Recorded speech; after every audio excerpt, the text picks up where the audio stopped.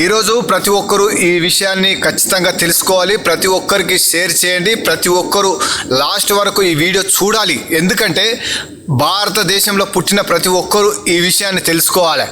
ఎందుకు అంటే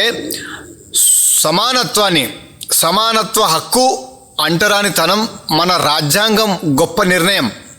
ఎందుకంటే మన దేశంలో స్వాతంత్రం రాక మునుపు, మన దేశంలో ఈ భారత రాజ్యాంగం రాక మునుపు ఒక అంటరాని వాడిగా అంటుండేవారు, అంటరాని వాడిగా చూసేవాళ్ళు, పిలుస్తుండేవాళ్ళు. ఎందుకంటే వాడు తక్కువడు, వాడు చీపుగా ఉన్న వ్యక్తి, లేకుంటే పనికిరానోడు, ఒక అంటరాని వాడిగా, తక్కువ వాడిగా చూసి వాళ్ళను తాకొద్దు, వాళ్ళను దగ్గర కూర్చోవద్దు, వాళ్ళతో భోజనం చేయొద్దు. ఇది ఎంత బాధకరమో ఒకసారి మీరే ఆలోచన చేయండి. కానీ భారత రాజ్యాంగం వచ్చిన తర్వాత మన దేశం ఒక గొప్ప నిర్ణయం తీసుకున్నది. అదే సమానత్వ హక్కు. ఆర్టికల్ 14 చట్టము ముందు అందరూ సమానమే. ఎవరు పేదవారు, ఎవరు ధనవంతులు, ఎవరు పెద్దవారు, ఎవరు చిన్నవారు, దేశంలో ఒకే చట్టం ముందు అందరు సమానమే. అర్థమైందా? దేశంలో ఒకే న్యాయం అందరికీ వర్తిస్తుంది. ఆర్టికల్ 15 ప్రకారం వివక్ష నిషేధం. మతం, కులం, జాతి, లింగం ఆధారంగా ఎవరిని తక్కువ చేయకూడదు. ఇది రాజ్యాంగం ఇచ్చిన స్పష్టమైన హామీ. అర్థమైందా? ఇప్పుడు ముఖ్యమైన భాగం ఏంటంటే అంటరానితనం.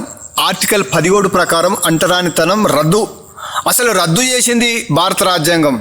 ఈ అంటరానితనం ఇప్పుడు ఎందుకు అంటున్నారంటే పక్కగా పాటించకచ్చిండ్రు, పక్కగా అమలు చేయకచ్చిండ్రు కనుకనే భయం లేకుండా అయిపోతుంది సమాజానికి, రెడ్డిలకు కానీ పెద్ద పెద్ద మేధావులు అనుకునే తలకాయలకు. ఎందుకంటే భయం లేని బాతు బజార్లా గుడ్డు పెట్టినట్టు వీళ్ళకు భయం లేదు. చట్టాన్ని చేతిలో తీసుకొని వీళ్ళ రాజ్యం అని అంటరాని వాడిగా చూసి ఎంత గలీజ్గా తయారైనారంటే అంత గలీజ్గా తయారైనరు. డబ్బులు ఇచ్చి కొనుక్కొని నాదే పెత్తనమని. ఈ ఆర్టికల్ కరెక్ట్గా చేస్తే మన దేశం ఉన్నతంగా ఎంత గొప్పగా అవుతుందో అంత ఉన్నతంగా అవుతుంది.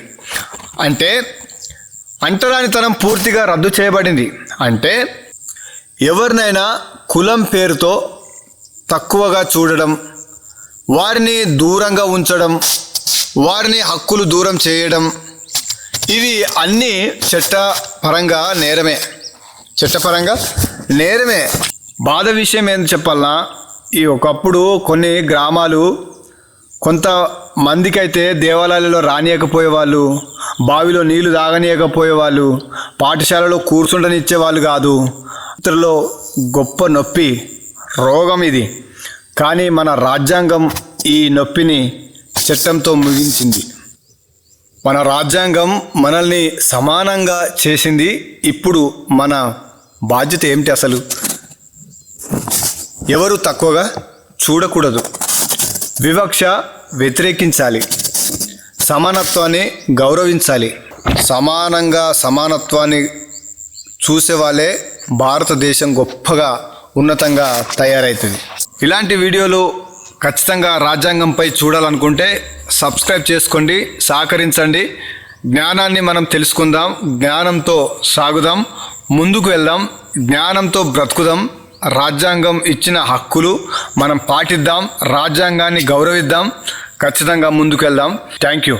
మీరు ఏ విషయం మాట్లాడాలనుకుంటున్నారో కామెంట్లో తెలియచేయండి. సరేనా? Thank you.